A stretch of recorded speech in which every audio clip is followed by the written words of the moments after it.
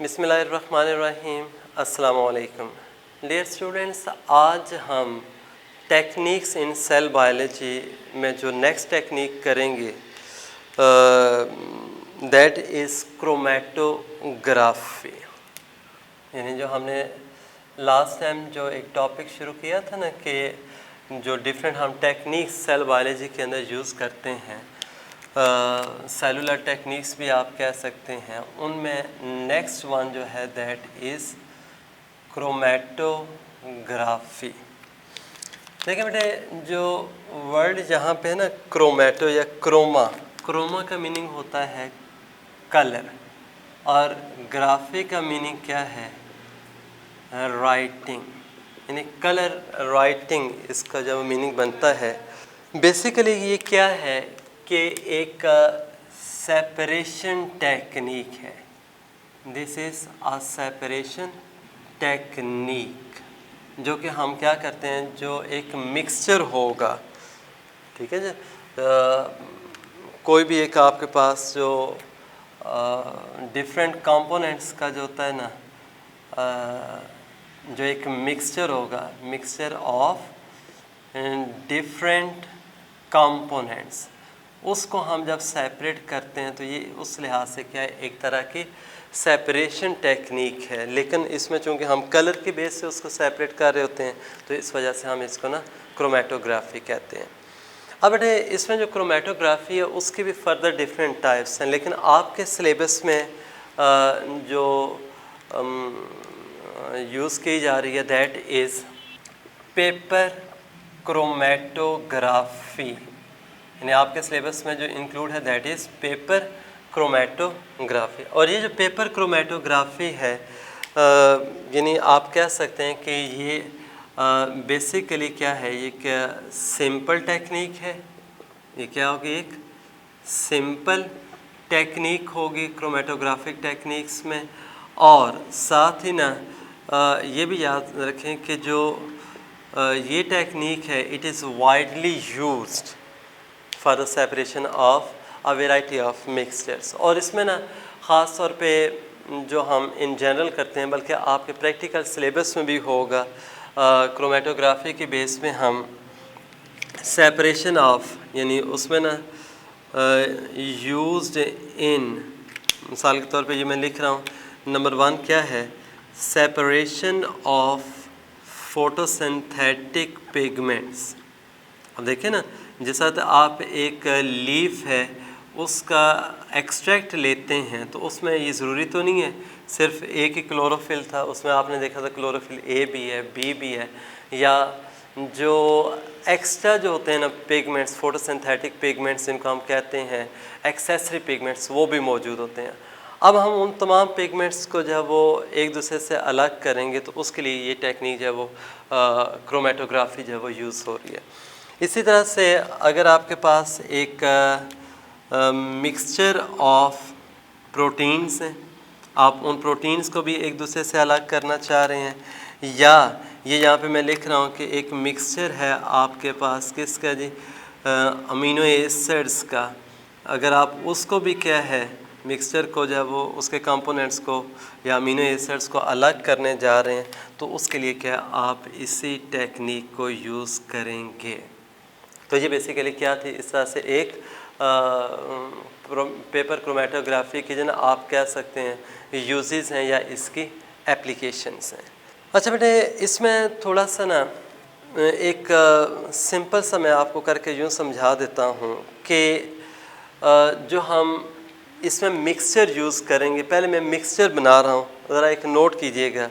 For example बेटे देखें, मैं ये कहता हूँ कि मेरे पास ये डिफरेंट कलर की इंक थी, ये मैंने ग्रीन कलर यूज़ किया, इसी तरह से ये ना रेड मैंने यूज़ कर दिया, फिर ये देखें ब्लू ये यूज़ कर रहा हूँ, और ये एंड के ऊपर ये क्या है, ये मैंने ब्लैक कलर यूज़ किया। अब देखें ये हमारे पास जो है ना, ये क्या है, एक मिक्सचर आ गया है। अभी तो मैंने आपके सामने ना यानी वो एक सर्कल सा बनाया है, रेड इंक भी यूज़ की, ग्रीन भी यूज़ की, फिर इसी तरह से करते करते ब्लू और ब्लैक यूज़ किए, लेकिन फाइनल जो इसका कलर आ रहा है वो क्या है, ब्लैक है। अगर ये तो चले मार्कर था ना, अगर आपके पास 4 जो वो इंक पॉट्स होते हैं, उनमें ये चारों डिफरेंट कलर की इंक पड़ी होती, यानी रेड इंक भी थी, ब्लू भी है, ग्रीन भी है और ब्लैक भी। अगर आप उनको एक ही इंक पॉट के अंदर न थोड़ा थोड़ा सा वो तमाम इंक्स डालते तो आपके पास एक मिक्सचर बन जाना था, और वो मिक्सचर जो होगा उसका फाइनल कलर क्या था, आपको ब्लैक नज़र आ रहा है। लेकिन वो प्योरली ब्लैक इंक नहीं है, बल्कि क्या है, वो एक मिक्सचर है। ये तो मैं आपको डायरेक्ट बता रहा हूँ कि उसमें ये 4 कंपोनेंट्स हैं। लेकिन अगर आपके सामने मैं ये मिक्सचर नहीं बनाता हूँ और आपको ये कहता हूँ कि इसमें देखें कि ये जो मिक्सचर है इसमें कितने कंपोनेंट्स हैं या कितने कलर्स की इंक्स इसमें मौजूद हैं, क्या ये सिंगल है, डबल है, ट्रिपल है उसमें, या 4 कलर्स मिक्स किए गए हैं, तो बेटे ये आसान सी टेक्निक होगी जिसको आप क्या कहेंगे, क्रोमेटोग्राफी या पेपर क्रोमेटोग्राफी। उसके थ्रू आप ये डिटरमिन कर लेंगे। अच्छा, इसके लिए ना देखें, एक हमारे पास बाकायदा न एक यानी वैसल होती है या एक टैंक सा होगा। ये देखिए मैं बॉक्स लाइक यूँ एक स्ट्रक्चर ये बना रहा हूँ, और इस बॉक्स लाइक स्ट्रक्चर में अगर आप देखें ना, इसको हम एक नाम देते हैं क्रोमैटोग्राफिक टैंक का।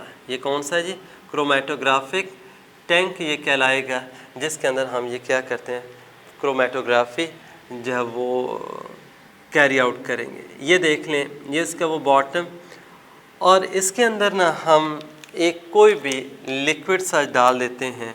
ये देखें जो डॉटेड सा मैं ऐसे शो कर रहा हूँ, ये बेसिकली जो लिक्विड होता है ना, दिस इज़ द सॉल्वेंट। ये क्या होगा, सॉल्वेंट होगा।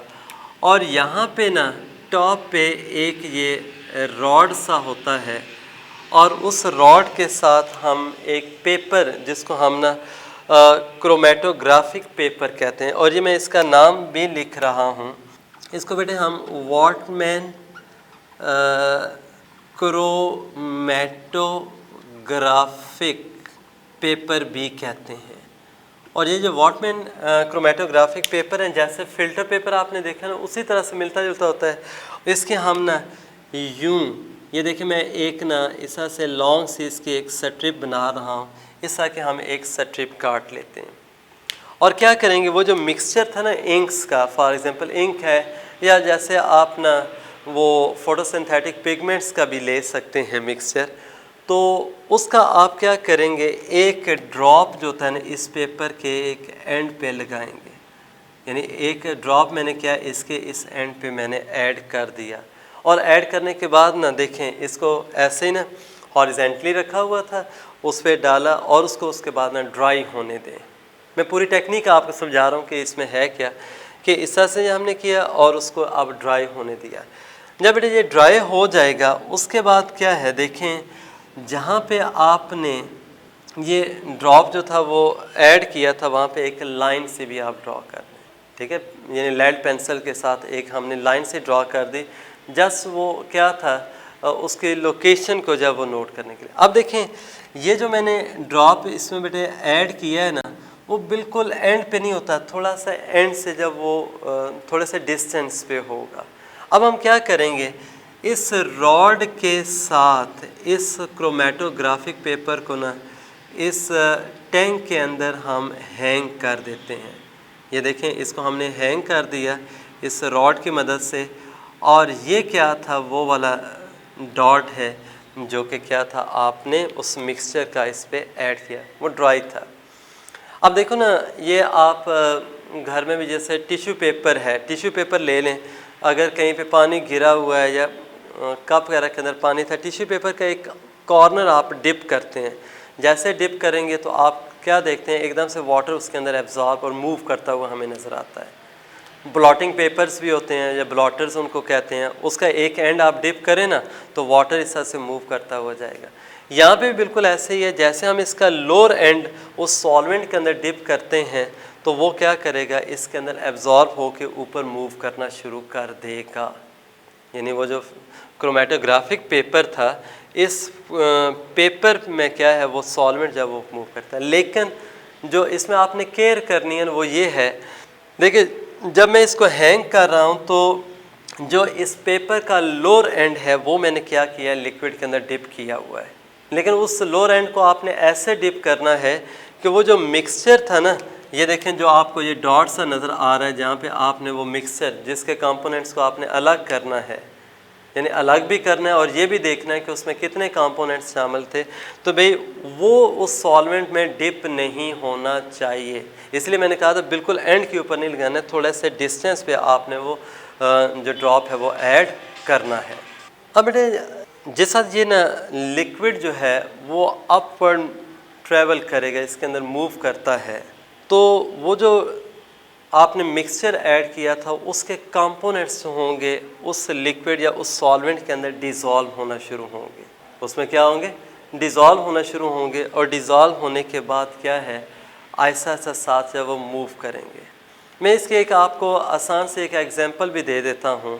देखिए मैं कहता हूँ कि फ़र्श के ऊपर ना इंक गिर गई है, आप यहाँ से ना पानी उसके ऊपर जब वो फेंके, पानी जब फ्लो करता हुआ जा रहा है, फ़र्श के ऊपर जहाँ पे इंक गिरी हुई थी और इंक ड्राई भी हो चुकी है, जब पानी ऊपर से फ्लो करेगा तो ऐसा ऐसा उसमें क्या होगी, इंक डिज़ोल्व होके उसके साथ मूव करना शुरू कर देती है। ऐसा ही होता है कि नहीं, कॉमन लाइफ में आपने ऑब्ज़र्व भी किया होगा कि कहीं पे कोई कलर गिर गया है और या इंक वगैरह गिर गई है और वो ड्राई भी हो चुकी है, इवन कि जब पानी उसके ऊपर से बहता हुआ जाएगा, फ्लो करेगा, वो उसमें साथ साथ वो डिज़ोल्व होकर मूव करना शुरू करेगा। बिल्कुल यहाँ पे भी ऐसे ही है कि जैसा ये सॉल्वेंट अपवर्ड ट्रैवल करता है तो साथ ही क्या होगा, ये जो मिक्सचर के जो कंपोनेंट्स है उसके अंदर भी क्या है, डिज़ोल्व हो जाते हैं।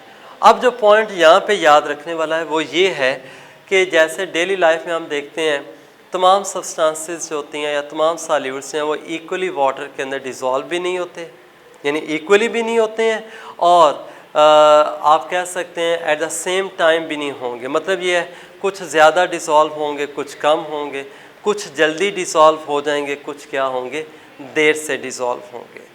अब बिल्कुल आसान सा पॉइंट कि बेटा जो आसानी के साथ डिज़ोल्व हो जाता है, जो इजीली डिज़ोल्व हो जाएगा, वो क्या है, सबसे पहले मूव करना शुरू करेगा। जो लेस इजीली होगा, मतलब क्या, वो थोड़ा सा देर से डिज़ोल्व हो रहा है तो वो थोड़ा लेट मूव करना शुरू करेगा, और जो और लेस इजीली होगा वो उतना देर से। मतलब यह है कि तमाम की चूँकि सॉल्युबिलिटीज़ इक्वल नहीं हो सकती, डिफरेंट हैं, तो तमाम कंपोनेंट्स क्या होंगे, डिफरेंट टाइम्स के ऊपर जब वो डिज़ोल्व और मूव करना शुरू करेंगे। अब जैसे जैसे सॉल्वेंट जब वो उसमें मूव करता अपवर्ड जा रहा है, वो मिक्सचर के जो कंपोनेंट्स हैं वो भी उसी तरह से मूव करते जा रहे हैं। लेकिन बात मैंने क्या की है कि उनकी जो मूवमेंट्स होती हैं कंपोनेंट्स की, वो डिपेंड करता है उनकी सॉल्युबिलिटी के ऊपर। अगर वो इजीली सॉल्युबल कंपोनेंट है वो जल्दी डिज़ोल्व होकर पहले मूव करेगा, बाकी जो है इसी तरह से स्टेप वाइज बाद में मूव करेंगे।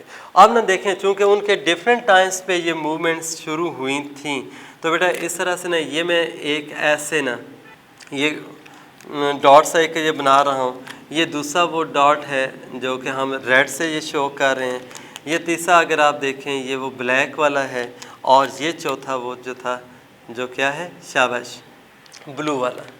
अब ये क्या जाहिर कर रहा है कि देखें वो जब सॉल्वेंट ने अपवर्ड मूव किया, और ये मैं यहाँ पे ऐसे डॉटेड लाइन शो कर देता हूँ कि ये सॉल्वेंट यहाँ तक पहुँच गया था। अब ये जो ना 4 कंपोनेंट्स जो उस मिक्सचर के अंदर थे, देखें अलग हो गए हैं। अब आसान सा पॉइंट जो मैंने अभी बोला है कि देखें सबसे टॉप पे आपको ग्रीन नज़र आ रही है इंक, या उसके ग्रीन वाले के जब वो कंपोनेंट्स हैं, इसका मतलब क्या है, इस सॉल्वेंट के अंदर वो क्या थे, शाबाश, यानी बहुत जल्दी डिज़ोल्व हुए हैं, इजीली सॉल्युबल थे, इसलिए उन्होंने सबसे पहले मूव किया। रेड वाले जो थे वो थोड़ा सा लेस इजीली हुए थे, बाद में डिज़ोल्व हुए, इसलिए वो थोड़ा सा पीछे हैं, और ब्लू वाले सबसे बिहाइंड रह गए। क्यों, वो सबसे एंड पे उन्होंने मूव करना शुरू किया कि वो जो थे इतना इजीली डिज़ोल्व नहीं हुए थे। तो अब देखें सेपरेट हो गए कि नहीं। तो हमें ना यहाँ पे ये पता भी चल गया कि वो जो मिक्सचर था उसके अंदर कंपोनेंट्स ये कितने हैं, उसमें क्या है, कंपोनेंट्स कितने हैं, और फिर साथ ही ना आप उन हर एक कंपोनेंट को जो है इस तरह से ऑब्ज़र्व भी कर रहे हैं, और वो आपको डिफरेंट कलर्स की बेस पे नज़र आ रहे हैं, क्रोमेटोग्राफी या पेपर क्रोमेटोग्राफी। अब बेटे ये जो हमारे पास इस तरह से ये आ गया ना क्रोमेटोग्राफिक पेपर, जिसके ऊपर आपने वो कंपोनेंट्स जो थे वो सेपरेट करके यहाँ पे देख रहे हैं, इसको हम ना क्रोमेटोग्राम का नाम देंगे।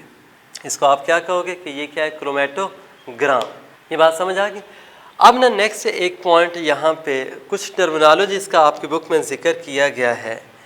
एक उसमें आपकी बुक में उसने लिखा है मोबाइल फेज, यानी जो क्रोमेटोग्राफी के साथ ना ये टर्मिनोलॉजीज़ हैं। एक क्या होता है मोबाइल फेज और दूसरा होता है स्टेशनरी फेज। यानी देखें मोबाइल का मीनिंग क्या होगा, मूविंग, यानी जो मूव कर रही होती है वो मोबाइल फेज होगी, जो मूव नहीं करती वो क्या है, स्टेशनरी फेज। अब मुझे बेटा एक बात बताएं, क्या यहाँ पे वो जो क्रोमेटोग्राफिक पेपर है क्या वो मूव करता है? वो मूव नहीं कर रहा, तो ये क्या होगा, शाबाश, स्टेशनरी फेज। लेकिन वो जो सॉल्वेंट था, जो लिक्विड था, जो उसके ऊपर मूव करता हुआ जा रहा था, तो वो फिर जो सॉल्वेंट है वो इसमें क्या हो जाएगा, मोबाइल फेज। बात समझ आ रही है? सॉल्वेंट चूँकि मूव कर रहा है वो क्या होगा, मोबाइल फेज।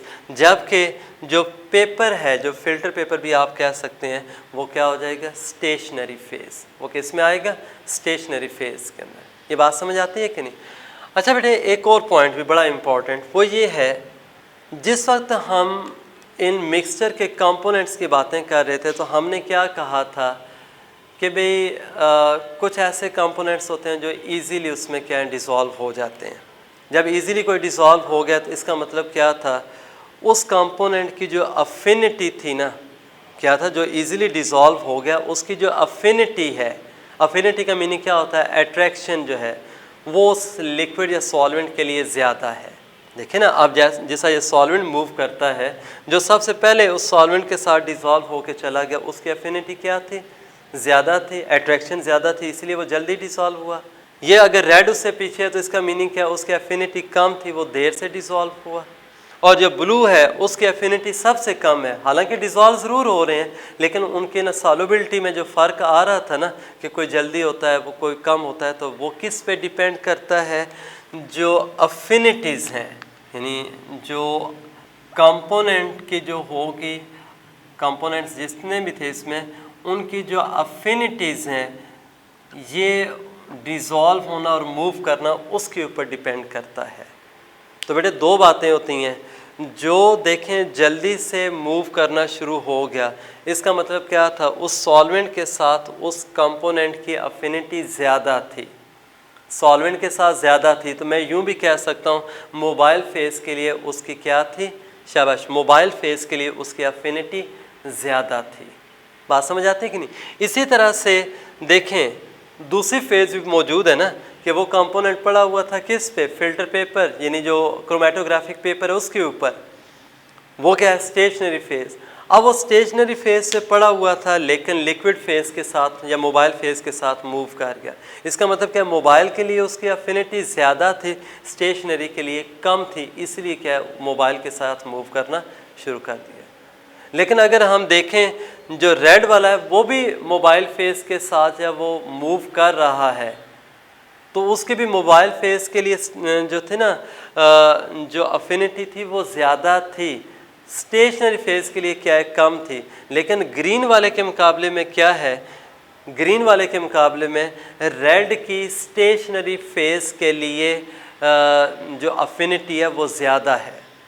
अब ब्लू वाले की जो है वो स्टेशनरी फेज़ के लिए सबसे ज़्यादा थी, लेकिन मोबाइल फेज़ के लिए क्या थी, इन कंपोनेंट में कम थी, इसलिए वो देखें वो बहुत लेट डिसॉल्व हुआ और उसने बहुत थोड़ा सा मूव किया है। यानी अब ये थोड़ी सी टर्मिनोलॉजीज इसमें इन्वॉल्व हो गई हैं। पहले मैंने आपको क्या बता दिया कि जो लिक्विड है वो मूव कर रहा होता है अपवर्ड, वो मोबाइल फेज़ है, और जो पेपर है वो तो मूव नहीं करता, वो स्टेशनरी फेज़ में होगा। हम जो कंपोनेंट से जो मूव कर रहे थे, अब उनकी अफिनिटीज़ को देखते हैं। भाई जो जितना इजीली और डिसॉल्व हो रहा है और जल्दी मूव कर रहा है, इसका मतलब क्या है, उसके जो है वो मोबाइल फेज़ के लिए अफिनिटी ज़्यादा है।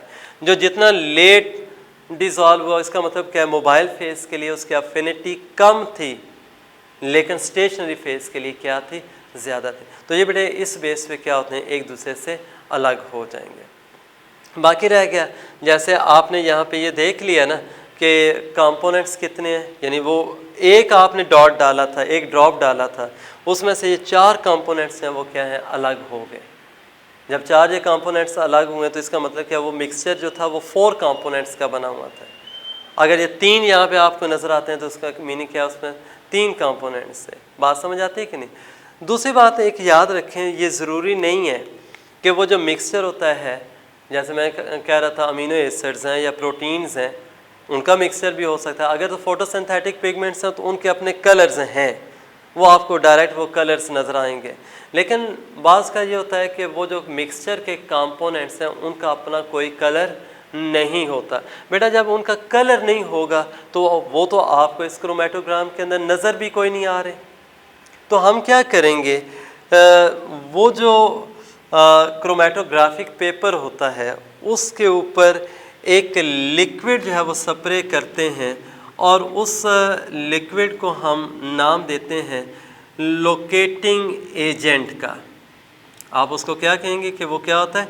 लोकेटिंग एजेंट है, जो कि आप क्या करते हैं उसके ऊपर स्प्रे करते हैं। जब बेटा लोकेटिंग एजेंट आप स्प्रे करेंगे, वो कंपोनेंट्स क्या थे? कलरलेस है, आपको नज़र नहीं आ रहे, लेकिन लोकेटिंग एजेंट के साथ रिएक्ट करने के बाद उनका कोई ना कोई कलर जो है वो अपीयर हो जाएगा। अब आप वो देख सकते हैं कि वो कहाँ पे कंपोनेंट मौजूद है।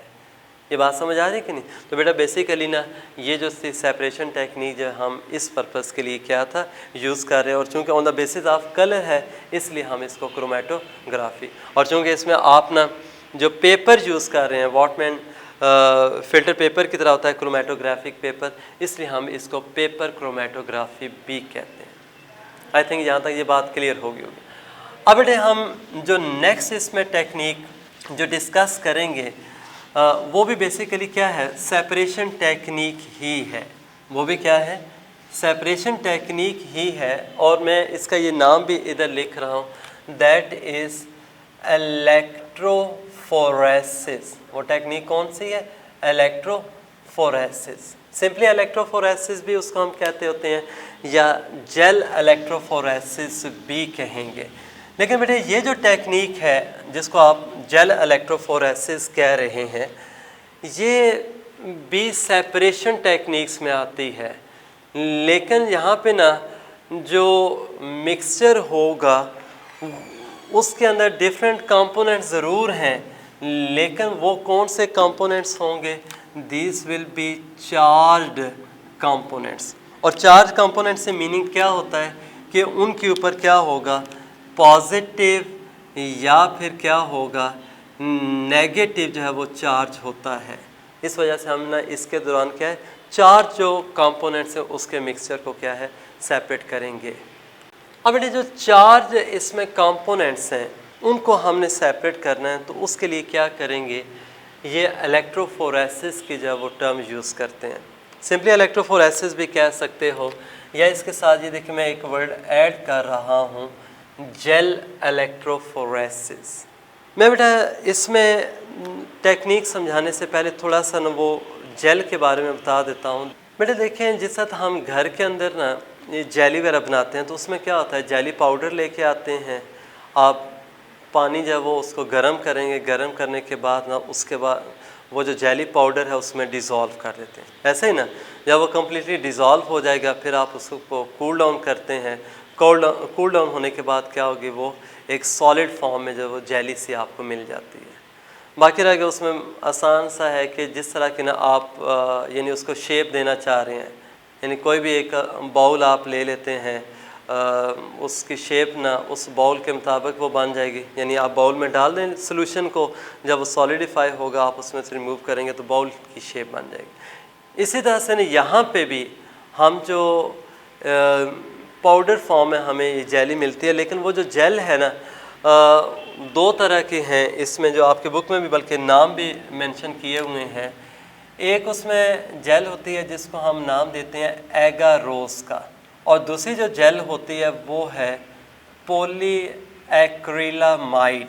ये दो तरह की जेल्स हैं जो आपको मिलेंगी। एक कौन सी है, पॉलीएक्रिलामाइड, और दूसरी कौन सी होती है, एगारोस जेल।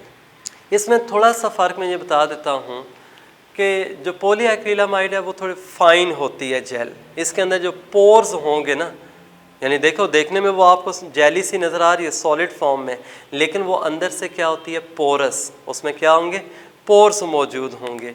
जबकि जो एगारोस जेल है उस वो भी जेली की तरह है, लेकिन उसका जो पोर साइज़ होता है वो बड़ा होता है।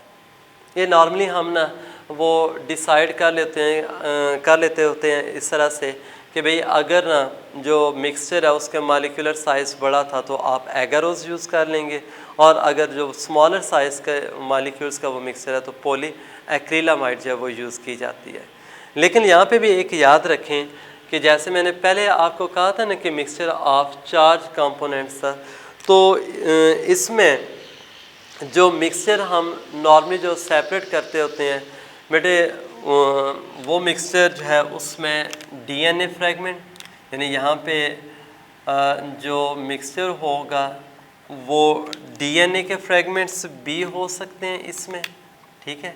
सेकंड, इसमें आरएनए के फ्रेगमेंट्स भी हो सकते हैं, यानी डिफरेंट साइजेस के पीसीस हैं उनका एक मिक्सचर है, या इवन के प्रोटीन्स भी हो सकती हैं, यानी प्रोटीन्स के ऊपर भी तो चार्जेस होते हैं ना, तो ये भी आप यूज़ कर सकते हैं। ये बात समझ आ रही कि नहीं? अब बेटे हम जिस वक्त इनको यानी डीएनए, आरएनए या प्रोटीन सारा को सेपरेट करने जा रहे हैं तो ये क्या होते हैं, चार्ज फॉर्म में होंगे।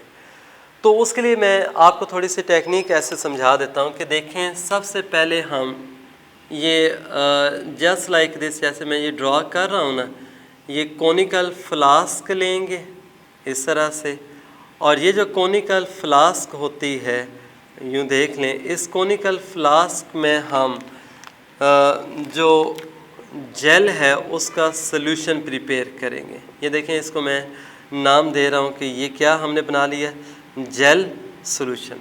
यानी वाटर के अंदर आप चाहे एगारोज है या पॉलीएक्रिलामाइड इसको डालें और इसको हीट करें, और कब तक, जब तक कि वो कम्प्लीटली डिज़ोल्व ना हो जाए, एक तरह का सैचुरेटेड सॉल्यूशन बना लेते हैं। फिर हमने क्या कहा था, नॉर्मल जेली बनाने के लिए हम उसको ना बाउल में डाल देते हैं सॉलिडिफाई होने के लिए। यहाँ पे क्या करेंगे, जब आप सैचुरेटेड सॉल्यूशन बना रहे होंगे, अगर कोई अनडिज़ोल्व आपको इसमें नज़र आ रहा है, आप इस सॉल्यूशन को पहले फ़िल्टर कर लो। फ़िल्टर करने के बाद हम यहाँ पे बेटे एक ये मैं एक शेप बना रहा हूँ, ज़रा नोट कीजिएगा। ये जो आपको ऐसी शेप नज़र आ रही है ना, ये रेक्टेंगुलर शेप है। यानी हम क्या करते हैं, एक रेक्टेंगुलर ट्रे इस तरह से ले लेते हैं, और ये जो जेल का सॉल्यूशन है ना, इसमें हम क्या करेंगे, ट्रांसफ़र कर देंगे। ये देखें, मैं इस जेल का जो सॉल्यूशन था रेक्टेंगुलर ट्रे के अंदर मैंने क्या किया है, ऐड कर दिया है। यानी ये हमारे पास क्या है, this is the rectangular tray, जिसके अंदर हम क्या करते हैं, इस तरह से जेल का ये सॉल्यूशन डाल देंगे, और ये जैसा जेल जो है वो सॉलिडिफाई होगी तो हमें क्या, एक रेक्टेंगुलर शीट ऑफ जेल मिलेगी। लेकिन बेटे उससे पहले ना इधर देखें, एक यहाँ पे मैं यूँ एक आपके सामने ना ऐसे एक स्ट्रक्चर सा ये ड्रॉ कर रहा है, ये उसका हैंडल सा है, और ये देखें जस्ट लाइक दिस ना, ये उसके ना जैसे एक कॉम्ब होती है ना, कंघी, उसके टीथ वगैरह होते हैं, ये तकरीबन उस तरह का ये स्ट्रक्चर है। यानी ये कॉम्ब के वो टीथ्स हैं, लेकिन तादाद डिफरेंट होती है, यानी 2 वाले भी आप ले सकते हैं, 3 वाले भी हैं, 4 वाले, वो डिपेंड करता है आपके पास जो सैंपल्स हैं वो कितने हैं। अब बेटे मैं क्या कर रहा हूँ, ये देखें, इसी तरह की एक कॉम्ब जो है ना, वो भी मैंने इस जेल के अंदर रख दी। जब बेटे मैं यूँ रखूँगा, अब देखें, जैसे मैं वो जेल निकालूँगा, निकालने के बाद ये देख लें, जैसे वो रेक्टेंगुलर ट्रे थी ना, उसकी शेप थी, ये जेल भी उसी शेप की हमारे पास आ गई, बन गई कि नहीं। और जहाँ पे आपने बेटे इसमें वो रखा था उस कॉम्ब को, वहाँ पे देखें ये इस तरह की ना, ये छोटी छोटी कैविटीज़ बन जाती हैं। यानी देखें ना, एक जेल की ये शीट भी हमारे पास बन गई, लेकिन उसके अंदर ये कैविटीज़ हैं, और ये जो कैविटीज़ होती हैं बेटे, इनको हम ना नाम देते हैं वेल्स का। यानी कैविटीज़ भी आप कह सकते हो, लेकिन टेक्निकली ना यहाँ पे इनको क्या नाम देंगे, दिस आर द वेल्स, ठीक है। अब करेंगे क्या कि ये वाले जो जेल की जो शीट आपने प्रिपेयर कर ली रेक्टेंगुलर, यानी उसको रेक्टेंगुलर ट्रे के अंदर आपने रखा था, अब उस शीट को आप बेटा ट्रांसफ़र कर दें किस में, एक इस तरह से मैं ये बॉक्स लाइक स्ट्रक्चर जब वो बना रहा हूँ, और इस बॉक्स लाइक स्ट्रक्चर को तो आप क्या कहेंगे, this is the electrophoresis tank. यहाँ पे ये मैं लेबल भी कर रहा हूँ इसको, this is the electrophoresis tank. अब देखिए बेटे, ये जो इलेक्ट्रोफोरेसिस टैंक था ना, उसमें ये आपने जो ऐड किया है ये क्या है, this is a gel sheet, rectangular जो शीट बना ली। साथ ही ना इसमें देखें, ये मैं ग्रीन से डॉट डाल रहा हूँ कि ये आपने क्या है, इस शीट को जब डिप किया है, यानी टैंक के अंदर जो होता है ना एक लिक्विड होता है, और ये इसमें क्या था, इलेक्ट्रोलाइट सॉल्यूशन है। ज़ाहिर है इलेक्ट्रोफोरेसिस कर रहे हैं तो इसका मीनिंग क्या, आप इसमें से इलेक्ट्रिक करंट पास ऑन करेंगे। जब बेटे आप इलेक्ट्रिक करंट पास ऑन करते हैं तो उसके लिए फिर क्या होगा कि लाजमन जो है वो एक इलेक्ट्रोलाइट सॉल्यूशन होना चाहिए जिससे करंट जो है वो फ्लो कर सके। अब करेंगे क्या, वो जो मिक्सचर था आप क्या करते हैं, इन वेल्स के अंदर वो पिपेट की मदद से डालते होते हैं, यानी केयरफुली आप ला के इन वेल्स के अंदर क्या करेंगे, डाल देंगे। बाकी रह गया इसमें बेटे, ये जो मैं रेड कलर में ऐसे बना रहा हूँ, एक के ऊपर ये देखिए मैं नेगेटिव ऐसे शो कर देता हूँ, यहाँ पे ये दूसरे को ये हमने क्या, ये पॉजिटिव। अब जैसा ना आप पावर सप्लाई जो है वो इसको यानी प्रोवाइड करेंगे करंट, तो अब क्या होगा, यहाँ पे जो कंपोनेंट्स हैं, मिसाल के तौर पे मैं कहता हूँ वो डीएनए के फ्रेगमेंट्स से, मुख्तलिफ साइज़ के फ्रेगमेंट्स से, अब वो क्या करते हैं, डीएनए पे बेटे नेगेटिव चार्ज है, डीएनए पे क्या होता है, नेगेटिव चार्ज होता है फॉस्फेट ग्रुप की वजह से, तो वो किधर मूव करेगा, टुवर्ड्स पॉजिटिव। लेकिन साथ ही मैंने उसमें आपको क्या कहा है कि ये डिफरेंट साइज़ के क्या होते हैं, इस तरह से हमारे पास, हाँ जी, ये डिफरेंट साइज़ के डीएनए के पीसेस थे। अब एक बात याद रखें, जिस वक्त तो वो आप इलेक्ट्रिक फील्ड अप्लाई करते हैं और अपोजिट चार्जेस की वजह से क्या होंगे कि वो मूव करना शुरू करेंगे, यानी डीएनए पे नेगेटिव है, ये पॉजिटिव जो इलेक्ट्रोड होगा उसकी तरफ मूव करेंगे। लेकिन बेटे वो मूव किस में करेंगे, जेल के अंदर जो छोटे छोटे पोर्स होते हैं। अब उन पोर्स में मूव करने के लिए ना दो तीन बातें बड़ी इंपॉर्टेंट हैं, वो क्या है, नंबर वन उनका साइज़ होगा, जितना स्मॉल साइज़ है वो आसानी से और तेज़ी से मूव करेगा, जिसका मैस जितना कम होगा, डेंसिटी कम होगी, वो क्या होगा, उतना आसानी के साथ मूव करेगा।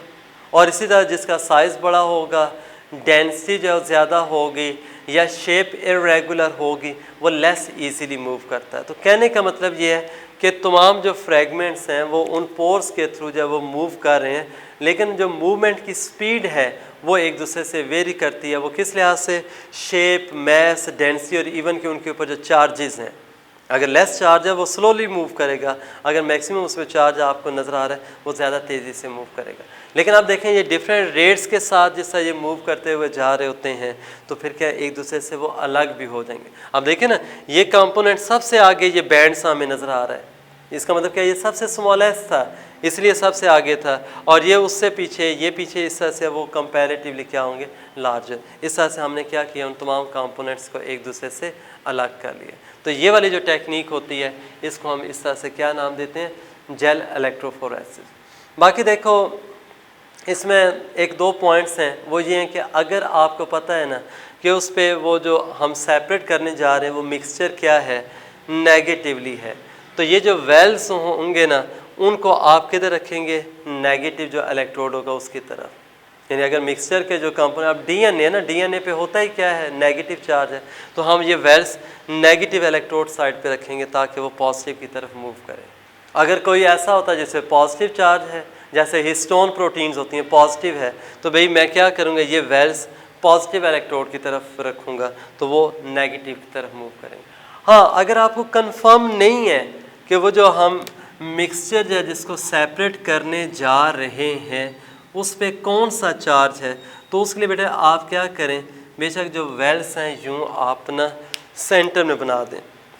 जब सेंटर में बनाएंगे तो उसमें क्या होगा, वो नेगेटिव या पॉजिटिव की तरफ मूव कर जाएंगे और आपको कंफर्म भी हो जाएगा कि उसके ऊपर चार्ज क्या था। ये बात समझ आ रही है कि नहीं? तो ये यही टेक्निक इंशाल्लाह हम सेकेंड ईयर में ख़ास तौर पे जो DNA को सेपरेट करने के लिए जो टेक्निक्स यूज़ करते हैं ना, और बायोटेक्नोलॉजी का जो चैप्टर पढ़ेंगे उसमें ये सारी बातें वहाँ पे करेंगे भी। होपफुली ये बातें समझ आ जाएंगी। अभी तक कोई अगर ना इसमें कन्फ्यूजन हुई तो इंशाल्लाह हम उसको डिस्कशन सेशन में जो है वो डिस्कस कर लेंगे। Thank you very much and Allah हाफिज़।